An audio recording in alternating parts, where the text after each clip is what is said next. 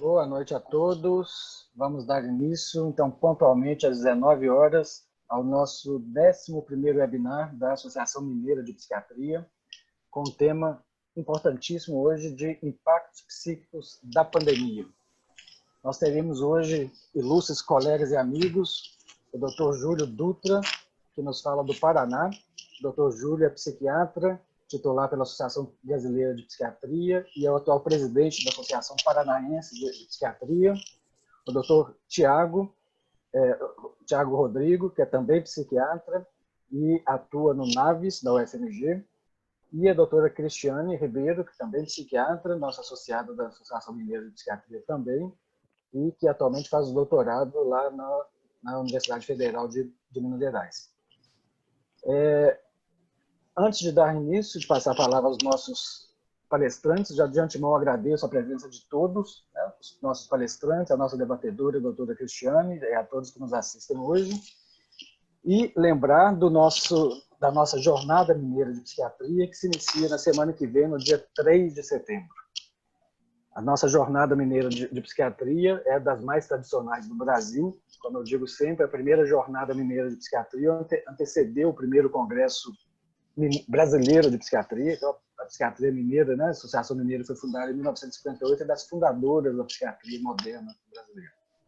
Será um grande evento, nós temos quase 30 palestrantes internacionais participando, dezenas de colegas de todo o Brasil, inclusive o Dr. Júlio nos brindará com a presença na nossa Jornada Mineira de Psiquiatria. Para inscrições, www.psiquiatriamg.com.br. Lembrando que associados kits da Associação Mineira de Psiquiatria têm inscrição gratuita no nosso evento. Agradecer aos nossos patrocinadores, tanto das nossas webinários, mas também da jornada que estarão conosco a partir da semana que vem, a Clínica Mangabeiras, a Clínica Estímulos, Laboratórios Cristália, Daiichi Sankyo, Janssen e Unimed Belo Horizonte, nossos parceiros nesse webinar e também na nossa Jornada Mineira de Psiquiatria. Esperamos a todos na semana que vem, a partir do dia 3, nesse evento riquíssimo, que não tenho o menor pudor em dizer, um dos maiores eventos de psiquiatria da América Latina. Bom, sem mais delongas, eu passo a palavra para o nosso colega e amigo Júlio Dutra, que vai nos falar um pouquinho, então, sobre o impacto, os desafios da psiquiatria nessa pandemia. Por favor, Júlio. Obrigado, boa noite a todos, boa noite a todas. É um prazer enorme estar participando dessa webinar. Agradeço à Associação Mineira de Psiquiatria e principalmente ao Dr. Humberto, né, que é um entusiasta, que está levando a psiquiatria mineira a outros patamares e divulgando a psiquiatria mineira e brasileira a nível mundial. Ele, sempre com o seu trabalho de vanguarda, vem realizando aí essa série de eventos online, que nesse período é o que nós precisamos fazer, e ele adequou rapidamente tudo isso. Nós aqui do Paraná também estamos tentando fazer aquilo que Minas Gerais, que o estado de Minas já faz há muito tempo. Sem mais delongas, vamos passar aqui já a nossa contribuição dessa noite. Vamos tentar abordar um pouquinho sobre os desafios da psiquiatria diante da pandemia. Só vou ajustar aqui. E, bom, são 19h04. Sempre quando nós formos dar uma aula, nós temos que falar um pouquinho rapidinho sobre a declaração de conflitos de interesse. É uma aula que vai abordar a questão da medicina. Então, de acordo com o Conselho Federal de Medicina e Vigilância Sanitária, nós precisamos declarar esses conflitos. Rapidamente, não participo de estudos clínicos subvencionados, não sou membro consultivo, diretivo ou empregado da indústria ou empresas farmacêuticas ou tecnológicas, não participo de comitê ou conselho da indústria, sou membro do Comitê Científico da Associação Psiquiátrica da América Latina e atual presidente da Associação Paranaense de Psiquiatria. Esses dois cargos, gosto e friso dizer sempre que não são remunerados. Bom, para nós entendermos um pouquinho dos desafios da psiquiatria, rapidamente vamos falar sobre as pandemias e onde elas vão ter vários momentos. Elas passaram por vários momentos na história. E exemplos recentes aí nós teríamos, então, o HIV, né, o Ebola, nós teríamos a Zika, nós teríamos também H1N1. Todas elas tiveram o seu curso em média de 16 semanas e sempre foram o epicentro das informações, sempre houve essas informações. Muitas vezes nós esquecemos, mas houve muita informação rodeada, né, falada sobre essas pandemias. Certo? Mas o que realmente aconteceu agora com a chegada do coronavírus? O real motivo dessa contaminação em grande escala foi a globalização. Isso facilitou e disseminou o vírus, né, resultando então em pandemias de todo o mundo. E aí isso vem devido ao nosso dia a dia, né, a essa questão das viagens. Então nós conseguimos hoje ir a vários lugares com muito mais tranquilidade que antigamente e nós fomos então os propagadores, nós que levamos o vírus a todos os continentes. Mas isso aumentou a complexidade da contenção dessas infecções e tiveram um importante impacto tanto político, econômico, como psicossocial, que é o que nos traz aqui hoje. Muito bem. Após o ataque de 11 de setembro, o incêndio lá na Boate Kiss, em Santa Maria, e também a queda do avião da Chapecoense, forças-tarefas de assistência psicológica para as vítimas e suas famílias foram rapidamente organizadas e implantadas. E protocolos de assistência à saúde mental foram elaborados e aplicados. Isso foi devido à catástrofe. Então, depois disso, foi se preocupar em fazer todos esses protocolos e ter esses protocolos em mãos se algo acontecesse. No entanto, infelizmente, durante a pandemia, nossos protocolos não foram totalmente eficazes. E é natural que os profissionais da saúde e todos os cientistas se concentrem predominantemente, né, no controle do vírus e nos riscos biológicos, buscando desvendar aí os mistérios da vacina e medicações apropriadas. Mas nessas situações, né, nessas implicações, nós vamos ter implicações também psicológicas e psiquiátricas. E elas tendem a ser, nesse momento, então, subestimadas e muitas vezes negligenciadas. Se é esquecido desse segundo passo, onde as pessoas vão adoecer emocionalmente. Bom, informações duvidosas ou até falsas, né, ocorreram. Então, nós temos aí as famosas fake news, né, falando sobre a transmissão do vírus, levando muita insegurança e medo para a população. Essa situação foi exacerbada devido às insuficientes medidas de controle que foram realizadas e a falta de métodos, né, terapêuticos efetivos, como medicamentos ou as vacinas. E o resultado de tudo isso gerou o quê? A incerteza, a insegurança, o medo.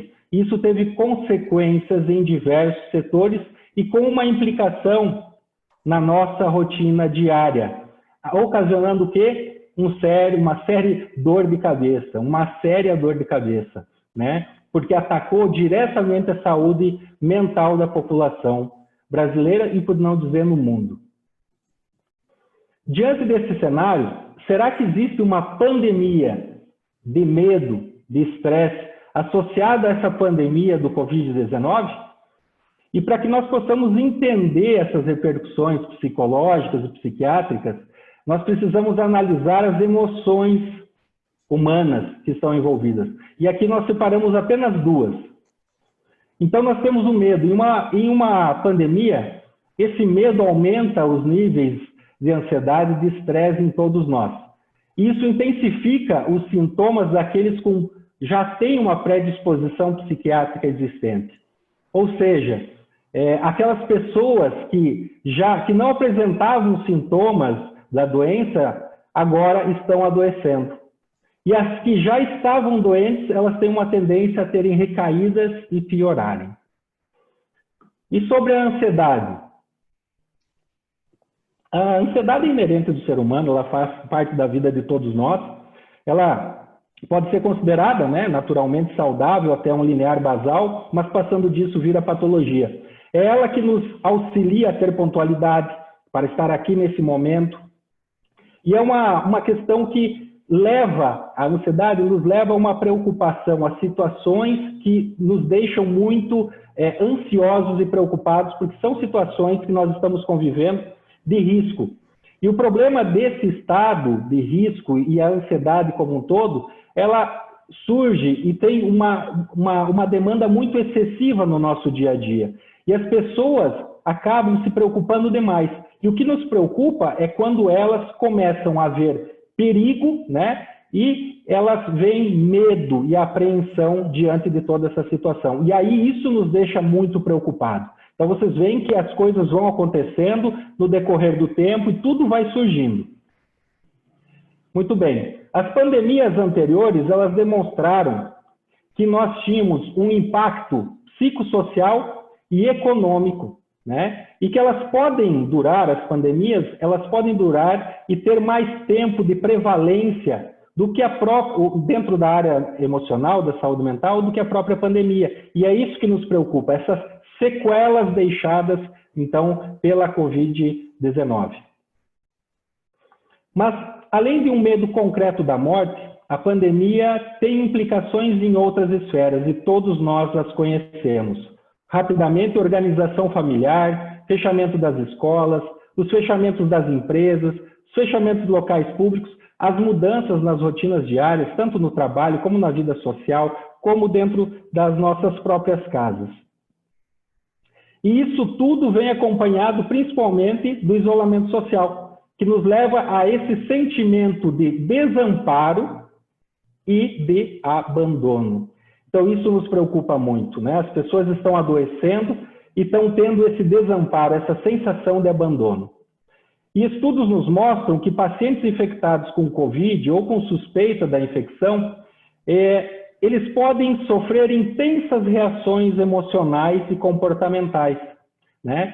Além da insegurança e da falta de esperança, nós vamos ter também aqui vilões como o medo, como o tédio, como a solidão, como a ansiedade, a raiva, a insônia, e tudo isso nos vai levar aqui, ó, as condições vão evoluir, e é aqui que nos preocupa, para distúrbios depressivos, ansiosos, paranoicos, psicóticos. Aqui entram os transtornos pós-traumáticos, as ansiedades, os pânicos, e aí vem o problema. Aonde nós vamos parar, né?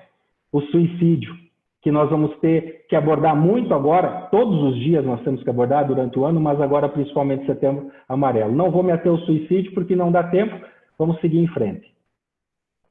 Muito bem. Embora alguns protocolos para médicos tenham sido estabelecidos, a maioria dos profissionais de saúde que trabalham em unidades de isolamento e hospitais, eles não são treinados para prestar assistência em saúde mental durante pandemias, nem recebem atendimento especializado. O fornecimento de primeiros socorros psicológicos e psiquiátricos, eles são componentes de assistência essencial para a população, para as vítimas dessas emergências e para as vítimas desses desastres. Mas não existem protocolos ou diretrizes universais para as práticas de apoio psicossocial que sejam realmente eficazes. Então, no Brasil, que é um país em desenvolvimento com uma acentuada disparidade social, baixos níveis de educação e uma cultura humanitária cooperativa, não há parâmetros para estimar o impacto desse fenômeno na saúde mental. Nós não temos esse parâmetro. Ou até mesmo no comportamento da população. Então, será possível implementar ações preventivas emergenciais eficazes voltadas para as implicações psiquiátricas da pandemia em amplas esferas da sociedade? Para esse novo cenário, sugerem-se que 3 fatores principais sejam considerados. E nós desenvolveríamos estratégias de saúde mental dentro dessa área. Então, nós teríamos as equipes multidisciplinares de saúde mental compostas aí por psiquiatras, enfermeiros psiquiátricos, psicólogos, né, psicólogos clínicos e outros profissionais que trabalham na área da saúde. Nós teríamos também uma comunicação, precisaríamos ter uma comunicação muito clara, muito objetiva, envolvendo atualizações regulares e precisas sobre o surto do coronavírus. Nós teríamos também a necessidade de ter estabelecimentos de serviços seguros e responsáveis que realizam, né, esse atendimento psicológico e psiquiátrico E aí entram, por exemplo, as sociedades médicas, os conselhos, para que nós pudéssemos também ter um embasamento científico bem amparado. Muito bem, a quarta onda, que nós sempre falamos, vem do Dr. Antônio Geraldo, onde menciona muito bem todos os processos. Eu acho que todo mundo já tem uma ideia de como funciona. Rapidamente, nós temos a primeira onda, que ela vai iniciar lá naquele primeiro momento, onde houve as primeiras mortes, onde houve, então, um esclarecimento de que existia uma pandemia, né? Nós temos essa segunda onda, onde existe esse impacto da restrição daqueles pacientes que faziam seus atendimentos eletivos, as cirurgias eletivas, né? Que ficaram desamparados. Nós temos aqui a terceira onda, onde aqueles pacientes crônicos já não conseguem mais, muitas vezes, chegar até o seu médico. E a quarta onda, que é o que nos interessa, que inicia logo depois do início e vai se dar por um tempo indeterminado. E é isso que nos preocupa, onde nós vamos doenças mentais, etc. Mas o que vai surgir e quais são as sequelas, né, que irão ficar dessa pandemia no estado emocional das pessoas em todo o mundo. E aonde que a psiquiatria entra, aonde que a psicologia entra e quais são esses desafios que nós vamos ter que enfrentar para atender toda essa população. Bom, aqui nós falamos rapidamente sobre a campanha, é uma campanha da Associação Paranaense de Psiquiatria, que nós realizamos um atendimento psiquiátrico voluntário por telefone aos profissionais da saúde que estavam trabalhando na linha de frente do combate ao coronavírus.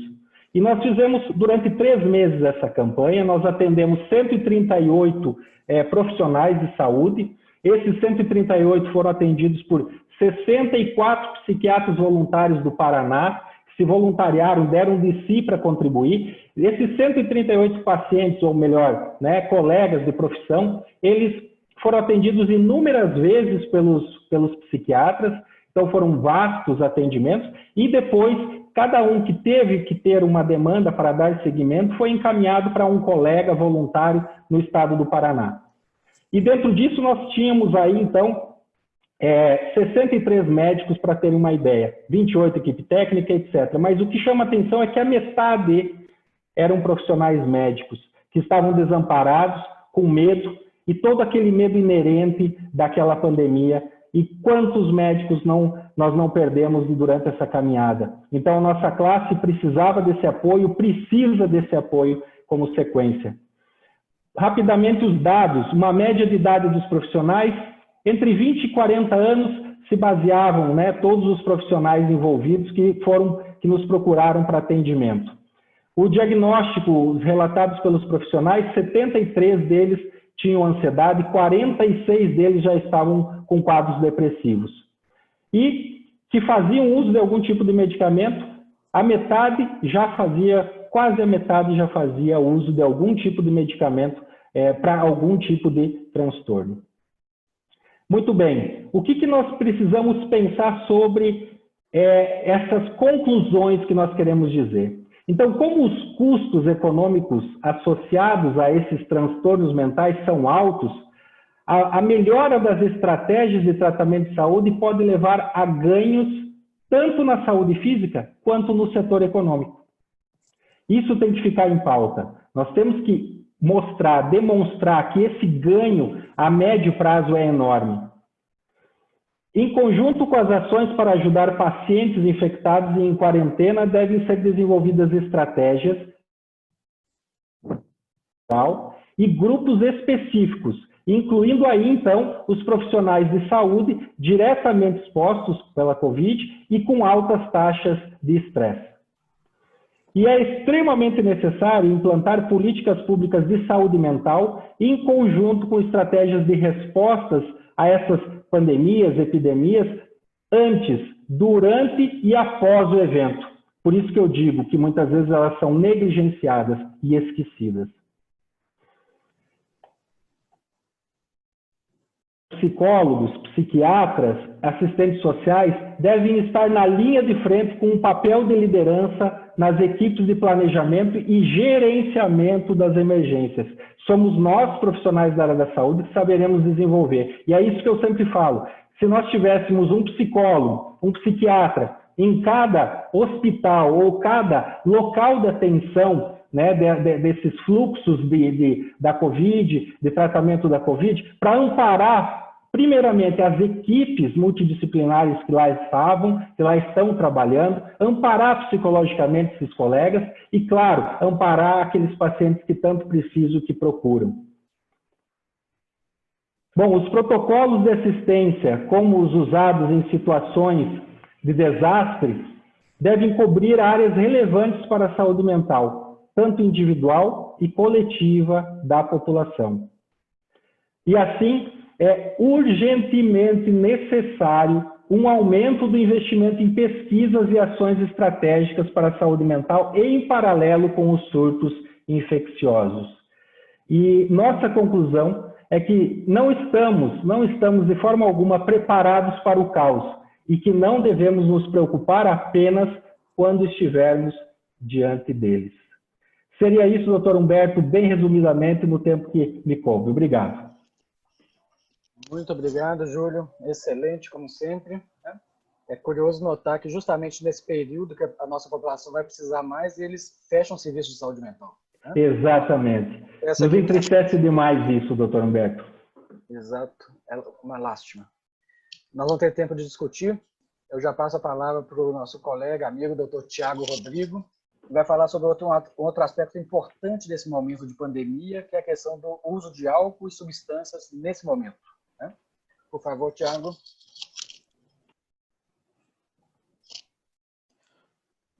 Bom, em primeiro lugar, quero agradecer, né, a todos, principalmente a Associação Mineira de Psiquiatria, pelo brilhantismo do evento e pela gentileza de ter me convidado, em especial o querido professor e doutor Humberto Corrêa.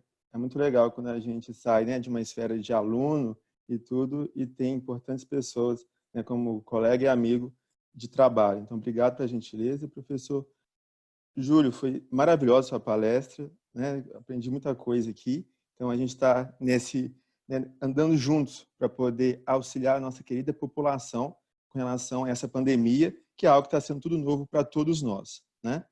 Mas, quando a gente coloca um contexto mais específico, é contexto do uso de álcool, né, e outras substâncias químicas na pandemia, também é algo novo para a gente, porque ainda vai requerer pesquisas e tudo para a gente saber como é que está. Mas a gente consegue ter uma visão geral do que está acontecendo em relação mais específico sobre a dependência química no geral.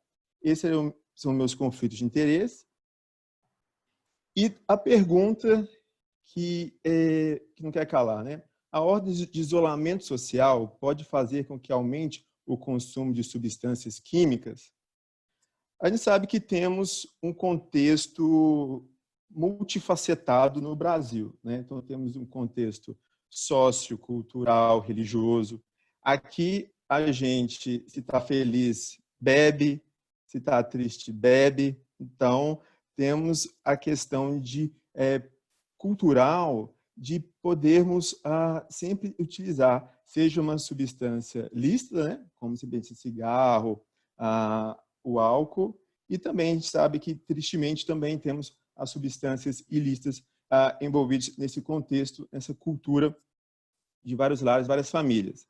E isso, gente, já estava trazendo um impacto extremamente negativo antes da pandemia.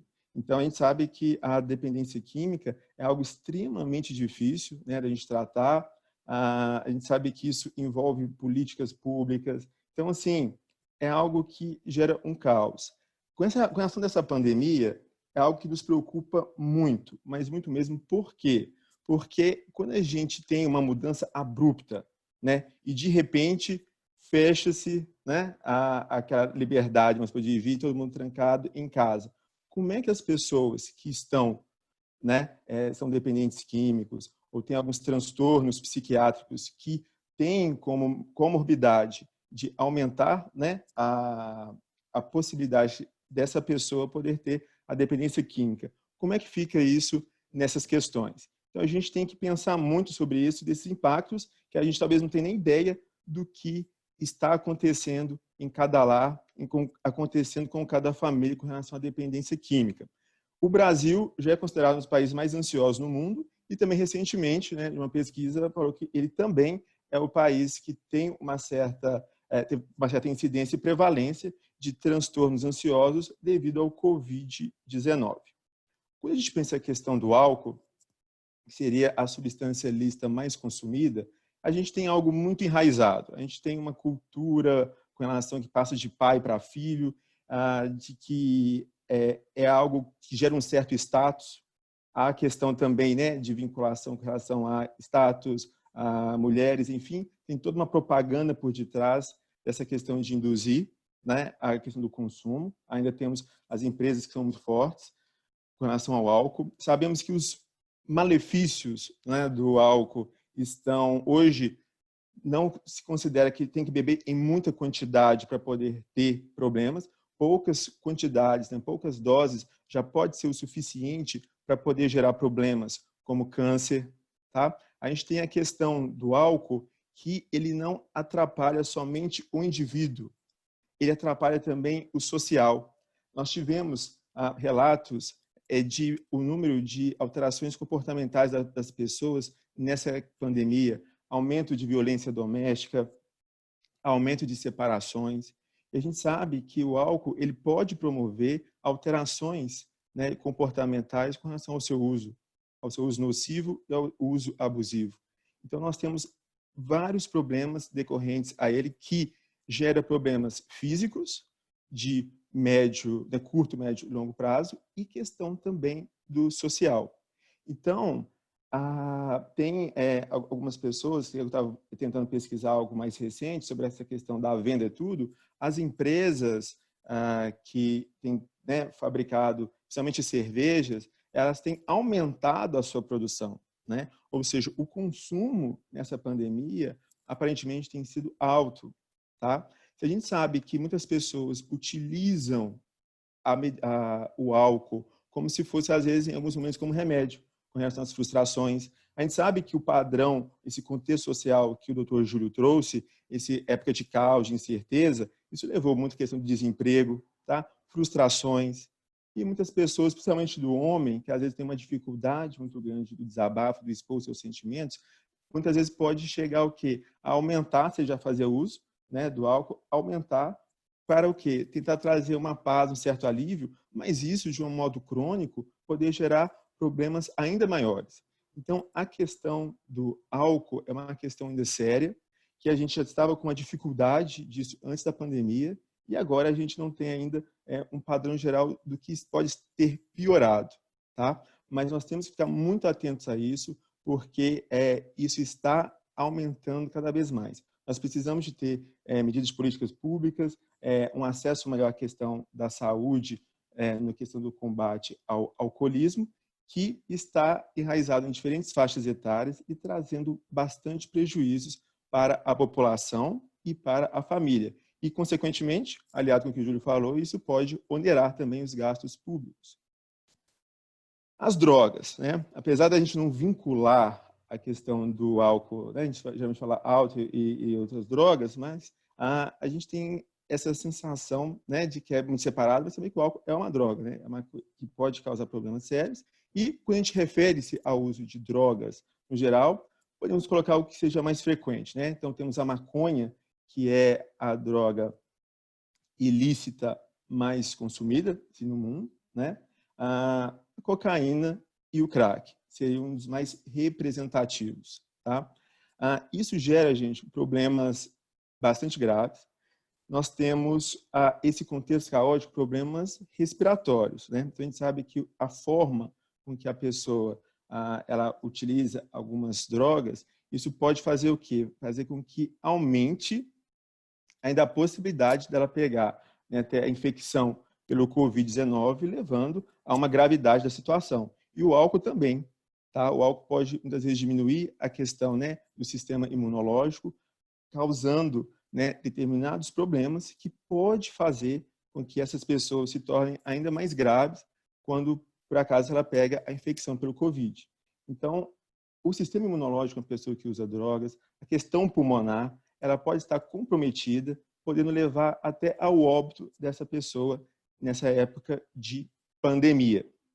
Uma outra questão que o problema das drogas afeta é a relação à dificuldade do isolamento social, porque essas pessoas elas podem ter que ir atrás dessa droga, né? Apesar que a gente sabe que tem até os deliveries com relação a isso, mas essa dificuldade, essa inquietação pode atrapalhar muito esse período de pandemia, porque a pessoa pode ter fissuras, tá? É muito comum chegar aos nossos pacientes e eles falarem que esse contexto, né, esse estresse que a pandemia tem trazido, isso tem refletido muito nas relações humanas e a pessoa vê na droga como uma saída mais rápida daquele sofrimento. Então, essa dificuldade de isolamento acaba prejudicando muito porque sabemos que o isolamento que tem nos trazido uma certa proteção, uma certa diminuição do caos que a pandemia pode desenvolver numa nação, e essas pessoas estão quebrando esse isolamento, mas porque tem essa dependência química fazendo isso por detrás dela. Então, temos que pensar nessa questão do isolamento que está sendo quebrado pelo contexto da droga. A transmissão entre as pessoas. A gente não vê, muitas vezes, a pessoa sozinha quando ela usa alguns tipos de drogas. Então, às vezes, ela pode compartilhar materiais, elas estão andando em grupos que se identifiquem, porque tem a questão do preconceito, né, dos estigmas. Muitas dessas pessoas são colocadas para fora de casa quando os familiares descobrem que ela usa droga. Então, a gente sabe que um dos maiores estigmas e preconceitos que temos dentro da psiquiatria ainda é a questão da dependência química, né? Tem alguns autores que costumam falar que é como se fosse um bueiro dentro da psiquiatria. Então, coloca para fora, são marginalizados, então acaba que eles se identifiquem com alguns grupos. E por estarem unidos, isso aumenta, obviamente, a chance de transmissão da pandemia, podendo gerar ainda problemas maiores, tá? Tem a questão da situação de rua, gente. Muitos das pessoas, né, que são pacientes que estão em uso de drogas, a questão do álcool, estão em situação de rua. E isso é muito problemático. Primeiro, eles já estão mais com a saúde debilitada com relação, né, se a gente comparar com a pandemia, então podem ser alvos mais fáceis de adoecerem. Além disso, com a questão da droga, pode potencializar ainda mais, ou seja, tanto a questão da transmissão entre eles e a propagação do vírus. Pode também onerar os custos geral quando esses pacientes, né, precisam de uma internação, precisa de cuidados vinculados ao SUS e também aumentar a taxa de transmissão, né, já que o vírus é altamente transmissível. Então, os pacientes que estão em situação de rua é uma das questões que mais incomodam, né, em relação à pandemia e que gera um problema maior, que a gente vê que a questão social é que mais dá entraves dentro da psiquiatria, tá? Então, é algo que a gente tem que pensar bastante quando a gente for pensar no combate à dependência química. O cigarro, né? O cigarro, a gente sabe que o vício com relação à nicotina, né, é uma das coisas mais difíceis da pessoa se livrar.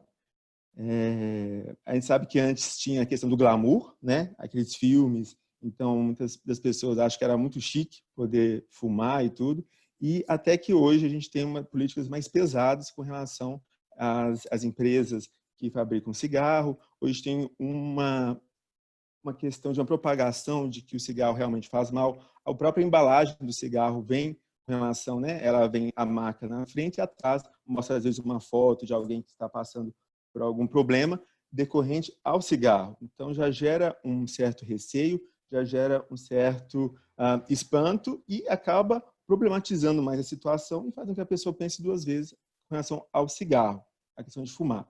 Mas isso, em plena pandemia, é algo que preocupa bastante por dois motivos. Muitos pacientes que às vezes pararam de fumar ou que estão com tinha diminuído em processo, né, de diminuição, acabaram que ou voltaram ou aumentaram bastante a questão do uso do tabaco. Isso é muito problemático porque nós sabemos que os cigarros convencionais, tanto, né, seja os convencionais ou eletrônicos, os narguilés, eles são fatores, né, de risco para infecções e complicações para o Covid-19. Então, o cigarro ainda é um dos grandes vilões, não somente para a questão da própria dependência que gera na pessoa, né, só da parte psiquiátrica, mas também a questão orgânica que nós falamos de infecções, problemas pulmonares, eles podem aumentar muito com relação à pandemia. Então, a gente tem que pensar muito nesses pacientes que ainda mais estão isolados. Muitas vezes estão com uma dificuldade de acesso ao psiquiatra, uma dificuldade de acesso ao sistema público, porque em muitos lugares não temos direito à questão, né, da saúde mental desenvolvida, ou está fechando leitos, infelizmente, mas a pessoa está presa ali com o sofrimento e acaba vendo como a saída da angústia o próprio cigarro ou outra substância de abuso. Então, nós temos que pensar que o estrago, vamos dizer assim, que a pandemia pode trazer, ela não vai somente a questão do álcool e droga, mas coisas talvez simples do dia a dia, pode afetar, e o cigarro é algo que está preocupando muito com relação à crise na questão da saúde, principalmente do aumento da possibilidade de infecção e gravidade do Covid-19. Não podemos esquecer, gente, que tem muitos pacientes e muitas pessoas que, devido também a esse contexto de pandemia, têm aquela dependência de medicamentos, tá? Então, a gente sabe que temos principalmente o Rivotril, o clonazepam, também sabemos que gera um processo de dependência, tá? Facilmente as pessoas conseguem adquirir essas substâncias, né, de um modo ilegal, né? E sempre, às vezes, tem um vizinho para poder dar, sempre tem um parente que toma, sempre pode conseguir, às vezes, numa farmácia.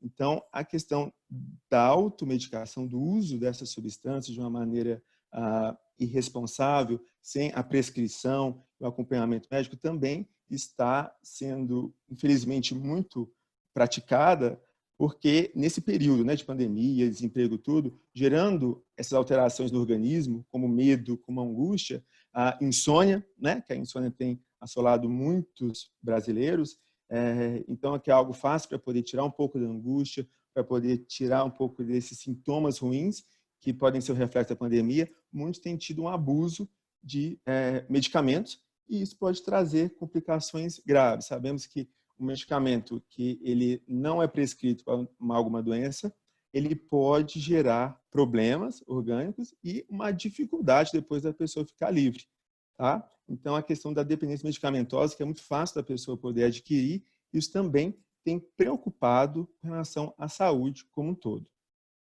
E a gente pergunta, o que podemos fazer diante disso? Tenho certeza que existem vários grupos que ainda estão em estudo, né? Ainda tudo é novo para a gente com relação ao Covid, com relação às manifestações neuropsiquiátricas e com relação a como a gente vai lidar, né? Então, estamos tendo ainda uma adaptação no nosso home office, das nossas consultas online. Então, ainda está sendo um processo de aprendizado e ainda com o tempo a gente vai ver os frutos que podemos estar colhendo de intervenções ou os estragos feitos ainda mais pela pandemia, mas temos que pensar em coisas básicas que podemos fazer para ajudar o hoje. Hoje, os nossos pacientes, as pessoas que estão sofrendo com relação ao álcool e a dependência de outras drogas, tá? Então, Doutor devemos Thiago, pensar... 2 minutinhos, por favor. Perfeito, é a utilidade. Então, o que temos que pensar? No apoio familiar, tá? Então, a família é extremamente importante, estar ali do lado, às vezes evitar somente a questão das críticas, mas é importante abraçar, conversar, criar outras maneiras de poder ressignificar momentos que acabam que a pessoa pode ser levada a beber, a fumar, a usar outros tipos de drogas, tá? Lembrar que o tratamento tem que manter em dia. Então, hoje temos a telemedicina, temos vários lugares que estão atendendo pessoas que estão no sofrimento, tá? Tanto o orgânico quanto o mental. Então, é importante manter tratamento. A sociedade em si, ela pode contribuir nesse sentido, né, com relação à diminuição de estigmas e preconceitos, para a gente poder ter o quê? Uma melhor capacidade da pessoa ter resiliência, de poder se tratar, né, e poder minimizar os impactos socioculturais e mentais que o Covid e a dependência química pode causar nas pessoas, tá bom? Muito obrigado pela gentileza do convite e estou à disposição. Muito obrigado, Thiago. Muito excelente, como sempre.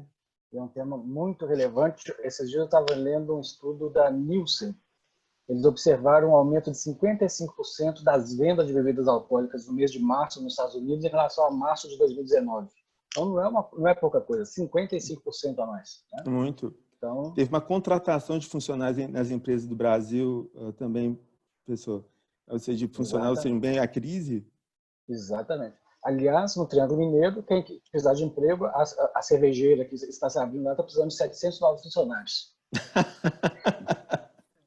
Meu Deus do céu. Vou passar a palavra para a Cristiane, que vai fazer as considerações dela, e os ouvintes que queiram podem deixar suas perguntas e comentários também aqui no Q&A, aqui que eu passo para os nossos palestrantes de hoje. Por favor, Cristiane. Boa noite a todos. Agradeço também ao professor Humberto pelo convite, agradeço também ao doutor Júlio e doutor Tiago pelas excelentes apresentações, né? E pegando o gancho aí no que o doutor Júlio apresentou para a gente, né? Eu queria pontuar um pouquinho sobre a situação dos profissionais de saúde, porque a gente vê, né, conforme a apresentação do doutor Júlio, que além da gente, né, estar caminhando para essa quarta onda e ainda não ter protocolos padronizados, né, no atendimento das urgências psiquiátricas e nem investimento também, né, nessas ações preventivas de forma adequada, a gente vê do outro lado da ponta também os profissionais de saúde extremamente adoecidos, né? A campanha que você citou, né, a gente teve uma campanha aqui também, né, que o professor Humberto, né, no início, em abril, se eu não me engano, lançou também, né? Médico, cuide da sua saúde mental, né? Continuamos os atendimentos, Cristiane. Isso. E que também, né, tinha esse intuito, né, de providenciar esse atendimento aos profissionais de saúde, né? Que estão lidando aí diretamente com a pandemia. E eu queria mencionar um estudo que foi publicado no início da pandemia sobre a situação de Wuhan, é um estudo chinês, né, que foi publicado sobre o perfil dos profissionais de saúde mais afetados, né? E eles incluíam mulheres, as mulheres eram as mais afetadas, e também as que tinham maior tempo de trabalho, mais de 10 anos de trabalho, né? E também as pessoas que tinham algum parente contaminado ou que tinham se infectado. Então, assim, e outro estudo também que recentemente foi publicado na Lancet, analisando também o impacto mais tardio das pandemias, né, e também o abuso do álcool. E aí eles citam o estudo também profissionais de saúde, colocando que eles verificaram que os profissionais de saúde mais afetados, eles tinham também sintomas de transtorno de estresse pós-traumático, principalmente na esfera da agitação, da hiperreatividade. Então, acessos de raiva, insônia e agitação psicomotora que a gente vê. E eles verificaram que quanto mais eles tinham contato e exposição à questão da pandemia, maior também eram esses sintomas e maior a tendência ao abuso de álcool nesses profissionais. Então, assim, chamar atenção, uma vez que a gente tem aqui, né, assistindo aqui muitos profissionais de saúde, que a gente, querendo ou não pode deixar de lado até mesmo a nossa saúde mental, né? Porque não tem jeito, quem cuida também precisa de cuidado, né?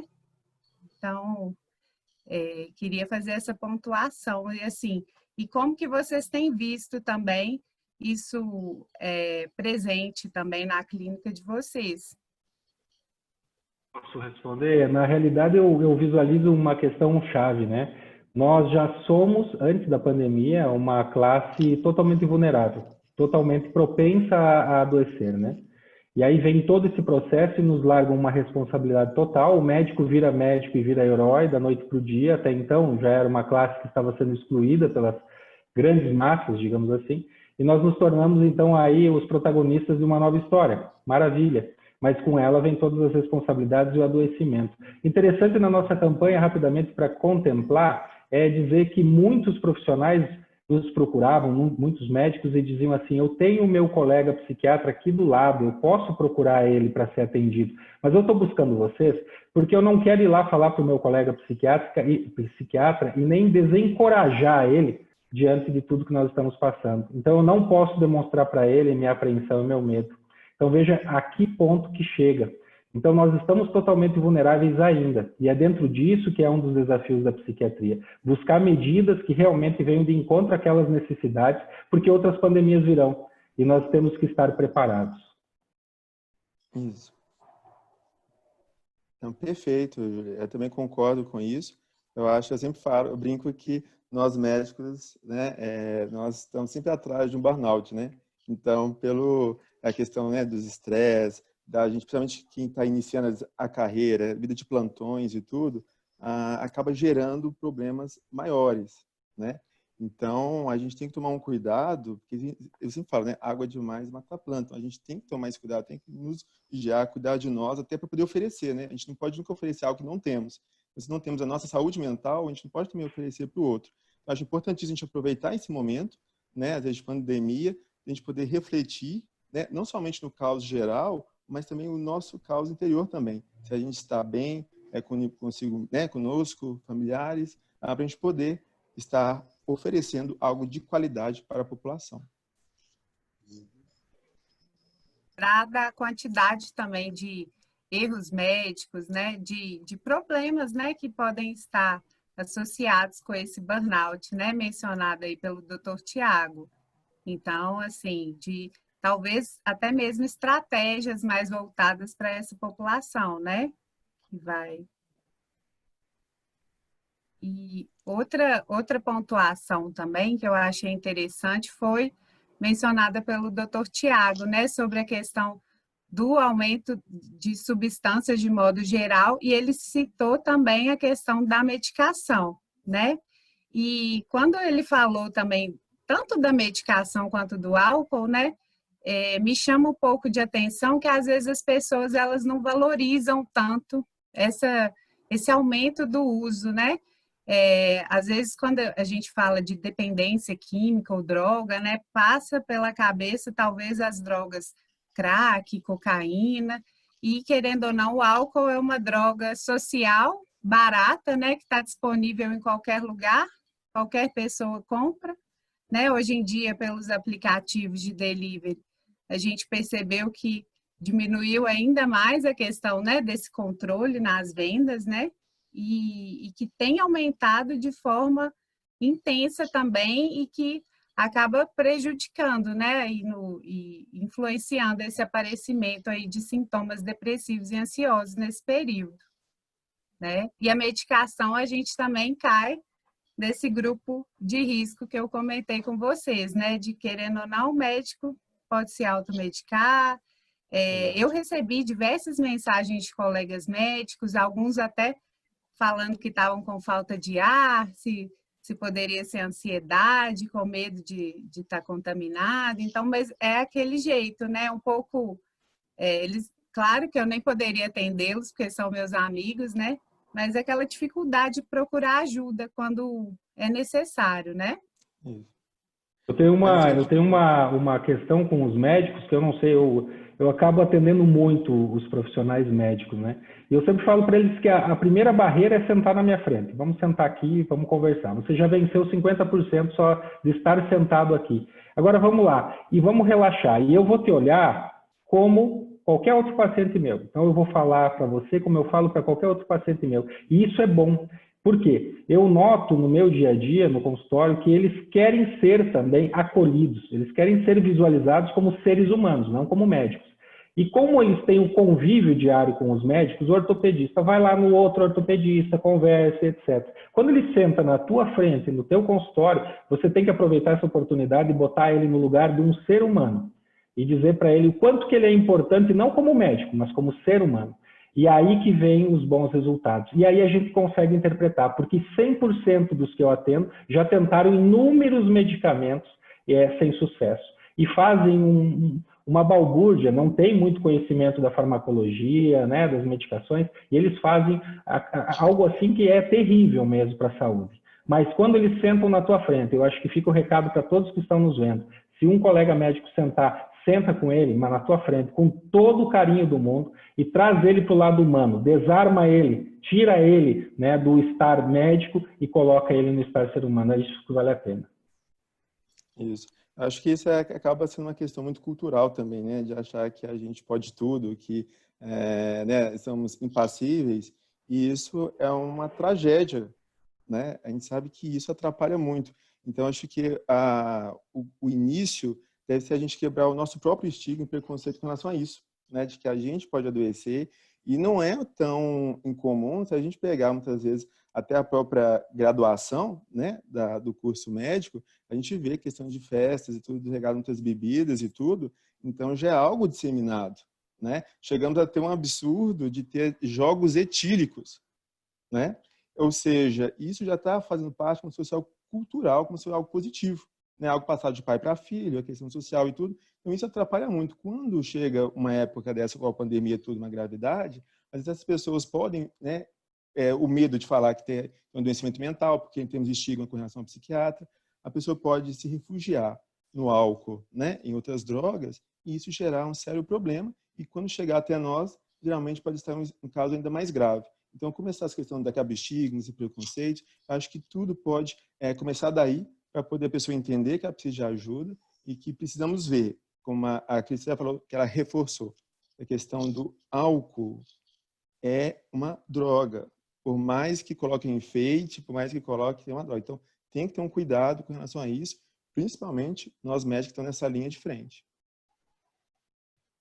Eu queria só comentar, eu atualmente faço parte da equipe de um hospital, né, que é do SUS e é referência de Covid, e a gente fez um projeto muito bacana, assim, colocamos atendimentos voluntários, né, de psicólogos, para poder atender os profissionais de saúde. A gente inicialmente colocou os que estavam na linha de frente, mas depois a gente estendeu para o hospital todo, uma vez que a gente viu que o clima de tensão também atingia todo mundo. E a gente se, né, esforçou para pegar profissionais de várias linhas de atuação, e aí a gente ficou até um pouco decepcionado, porque assim, pouquíssimos procuraram atendimento. Então, assim, até mesmo isso que o Júlio comentou, né, de quebrar essa barreira. Então, o primeiro passo, às vezes, é perceber que vai precisar de ajuda, né? Para depois a gente conseguir alguma coisa também. Exato. Bom, muito interessante ambas as exposições, a discussão. É curioso como, né, o Júlio citou o caso do ortopedista. O médico não tem a menor dificuldade de procurar um cardiologista, o colega cardiologista, o colega ortopedista, mas tem muita dificuldade de procurar o colega psiquiatra, né? Pelo estigma social que a doença mental tem e é um estigma que os médicos, de uma forma geral, também carregam com eles, né? É algo que nós temos que procurar a cada dia reverter. Nós iniciamos aqui em Minas Gerais algo trabalho semelhante ao do Júlio no Paraná, a partir de abril, em parceria com o Conselho Regional de Medicina, um projeto de atendimento inicialmente aos médicos que estavam na linha de frente. Então, médicos associados da MP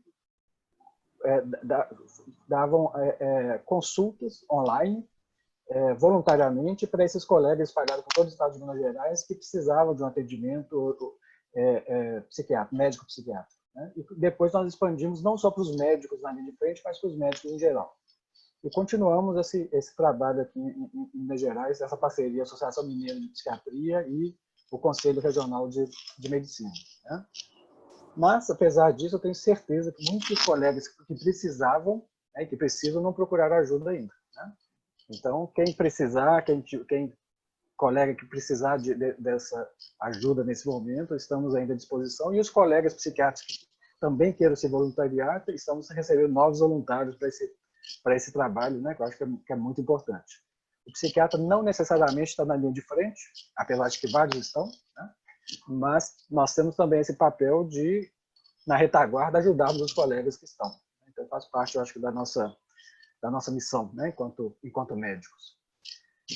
E os estudos mostram, né, que os médicos, em particular, eles têm adoecimentos mentais, particularmente em dois campos, mais depressão e mais uso, abuso e dependência de álcool. Né? São os grandes, álcool e outras drogas, né? Os grandes problemas, dos principais problemas dos médicos.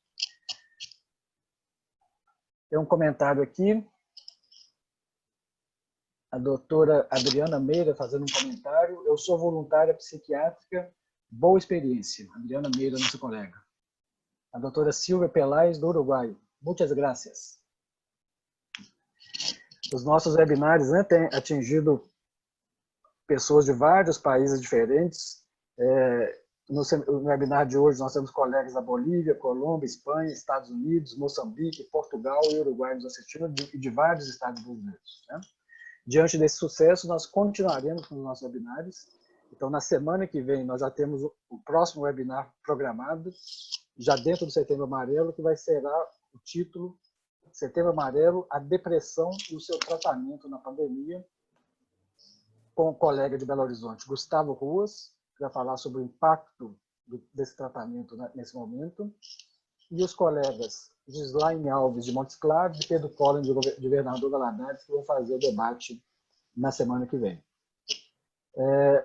Não posso encerrar o webinar de hoje sem, de novo, falar sobre a nossa jornada, que se inicia na semana que vem, a 22ª Jornada Mineira de Psiquiatria, que está com uma programação riquíssima, 30 palestrantes internacionais, dezenas de colegas brasileiros, inclusive o Dr. Júlio, a doutora Cristiane, o Dr. Tiago estarão conosco, nesse que será, sem dúvida nenhuma, um dos maiores eventos de psiquiatria em 2020, não diria só no Brasil, América Latina, não, no mundo, né? Já que quase todos foram cancelados, nós mantivemos o nosso com a mesma qualidade e mesmo tamanho de sempre. Para terminar, agradecer muito aos nossos palestrantes de hoje, Dr. Júlio Dutra, que nos fala do Paraná, Dr. Tiago Rodrigo, aqui de Belo Horizonte, e a doutora Cristiane Ribeiro, também daqui de Belo Horizonte. Meu muito obrigado por estarem conosco aqui nessa noite de quarta-feira. Eu encerro, então, o nosso webinar de hoje. Na semana que vem, mesmo horário, às 19 horas em ponto, nós iniciaremos o nosso 12º webinar. Muito boa noite a todos e muito obrigado. Obrigado. Boa noite, obrigada.